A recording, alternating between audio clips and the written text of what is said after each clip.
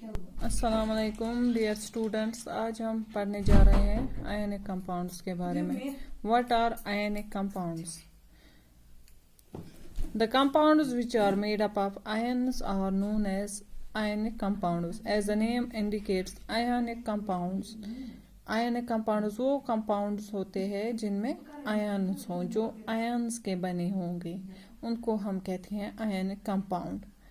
Ionic compounds में क्या होता है?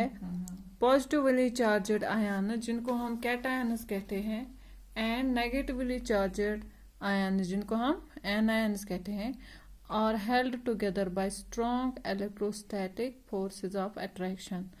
कैटायंस और एनायंस आपस में जुटे हुए होते हैं, किनसे? स्ट्रॉन्ग फोर्सेस ऑफ अट्रैक्शन, उनके दरमियान एक स्ट्रॉन्ग फोर्स होता है, फोर्स ऑफ अट्रैक्शन। और उन फोर्सेस को जो कैटायंस को और एनायंस को एक दूसरे से होल्ड करते हैं, होल्ड करके रखते हैं, उनको हम कहते हैं आयनिक बॉन्ड्स और इलेक्ट्रोवैलेंट बॉन्ड्स। तो क्या होते हैं electrovalent bonds? These are simply the forces which hold the ions together in an ionic compound.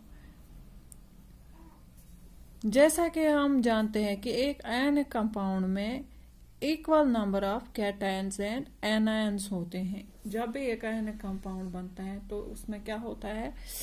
Equal number होते हैं कैटायंस के भी और एनायंस के भी। फॉर एग्जांपल, अगर 2 कैटायन होंगे तो 2 एनायन होंगे, अगर एक कैटायन होगा तो एक ही एनायन भी होगा।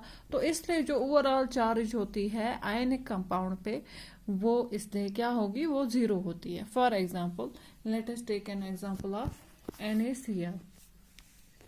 देखो, अगर हम देखेंगे यहाँ पे NaCl, इस पे Na पे होती है पॉजिटिव चार्ज और क्लोरीन पे होती है नेगेटिव चार्ज। तो ओवरऑल चार्ज ये यहाँ पे कैंसल होती है, न्यूट्रलाइज करती है चार्ज आपस में। तो ओवरऑल चार्ज जो होती है NaCl पे, वो क्या होगी? 0।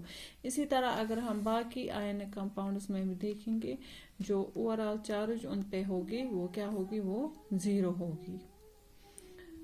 और ये यहाँ पे और एक बात आपको याद रखनी है कि आयनिक कंपाउंड जो होते हैं वो बने होते हैं कैटायन और एनायन के, ठीक है। और जो वो कैटायन उनमें होता है वो क्या होता है? वो एक मेटल होता है। और जो उनमें एनायन होता है वो नॉन मेटल होता है। तो ionic compound is made up of a metal and a non metal.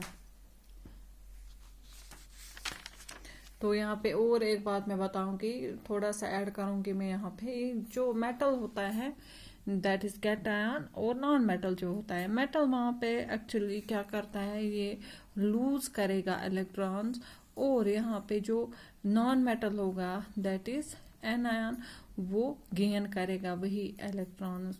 तो यहाँ पे मेटल बनाएगा बाय लूजिंग इलेक्ट्रॉन्स, ये बनाएगा कैटायन, और बाय गेनिंग इलेक्ट्रॉन्स ये क्या बनाएगा? यहाँ पे ये एनायन बनाएगा।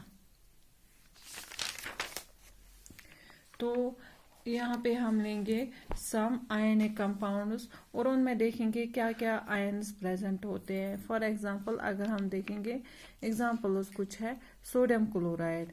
तो इसमें फॉर्मूला है NaCl, और उसमें क्या क्या आयन्स प्रेजेंट होंगे? Na positive that is cation and Cl negative that is anion. इसी तरह पोटेशियम क्लोराइड होगा, पोटेशियम क्लोराइड की फॉर्मूला KCl है, और इसमें क्या क्या आयन्स प्रेजेंट होंगे? K positive and Cl negative. इसी तरह अमोनियम क्लोराइड NaH4Cl है, और इसमें अमोनियम आयन्स होंगे एंड क्लोरीन आयन्स प्रेजेंट होंगे।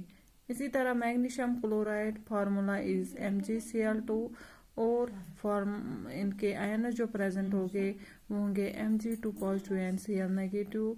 इसी तरह सोडियम हाइड्रोक्साइड की फॉर्मूला NaOH है, और इसमें जो आयन्स प्रेजेंट होंगे वो क्या होंगे? Na positive and OH negative. इसके अलावा भी बहुत सारे यहाँ पे हम एग्जांपल्स दे सकते हैं किसकी, किनकी? आयनिक कंपाउंड्स की। फॉर एग्जांपल, यहाँ पे मुझे और एक याद आ रहा है कि अगर हम देखेंगे कैल्शियम क्लोराइड, शाबाश। तो कैल्शियम क्लोराइड की फार्मूला क्या होगी? CaCl2।